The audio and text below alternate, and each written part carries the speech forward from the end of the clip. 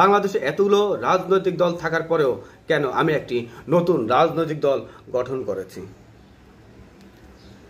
বাংলাদেশে যত রাজনৈতিক দল আছে তার মধ্যে বড় যে রাজনৈতিক দলগুলো, তাদের উদ্দেশ্য কি, তারা ক্ষমতায় গেলে কি করবে।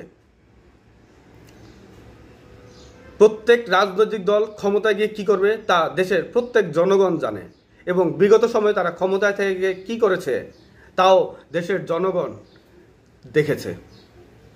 আওয়ামী লীগের সবচেয়ে বড় ক্ষমতায় গেলে তারা হত্যাকাণ্ডের বিচার করে, বিএনপি দুর্নীতিতে চ্যাম্পিয়ন হয়, জাতীয় পার্টি স্বৈরশাসক ছিল, আর তাদের সাথে যারা ক্ষমতায় শরিক হিসেবে ছিল তারাও কেউ দেখা গেছে স্বাধীনতা বিরোধী ছিল, কেউ দেখা গেছে শুধুমাত্র একটি আসনের জন্য লোভ করে সে রাজনীতি করেছে, তার দল রাজনীতি করেছে। কিন্তু তারা কেউ, কোনো দল জনগণের জন্য এবং দেশের জন্য রাজনীতি করেনি। তাদের উদ্দেশ্য ছিল ক্ষমতায় যাওয়া এবং ক্ষমতায় গিয়ে নিজেদের দলের ব্যক্তিগত স্বার্থ হাসিল করা। প্রিয় বন্ধুগণ, আমার রাজনীতি করার উদ্দেশ্য হচ্ছে দেশ এবং জনগণের সেবা করা, দেশের এবং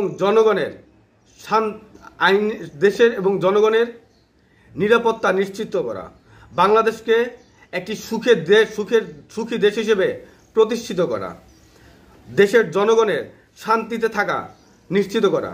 দেশের জনগণ টাকা পয়সা ধন সম্পদ চায় না, তারা চায় দুবেলা পেট ভরে খেতে, পুষ্টিকর খাবার খেতে, ভেজাল মুক্ত খাবার খেতে, দেশের চাঁদাবাজি মুক্ত দেশ করতে, দেশে থাকতে চায়। তারা চায় শান্তিতে থাকতে। একটু আমি বাংলাদেশের প্রথমেই দেশে আইনের শাসন প্রতিষ্ঠা করব, দেশের সকল ধর্মের সহাবস্থান নিশ্চিত করব। আমি সকাল থেকে সন্ধ্যা পর্যন্ত কর্ম ঘন্টা নিশ্চিত করব। সন্ধ্যার পরে কেউ কোনো কাজকর্ম, অফিস আদালত প্রতিষ্ঠান খোলা থাকবে না। এশার নামাজের পরে সকলে যেন ঘুমাতে পারে তা নিশ্চিত করব। গ্রামে দেখুন সবাই সন্ধ্যার পরে কোনো কাজ থাকে না, কিন্তু 12টা-1টার মতো তারা রাস্তাঘাটে আড্ডা দেয়। এবং শিক্ষাকে সরকারিকরণ করব, চিকিৎসাকে রাষ্ট্রীয়করণ করব। সবাই ভালো থাকবেন ইনশাল্লাহ।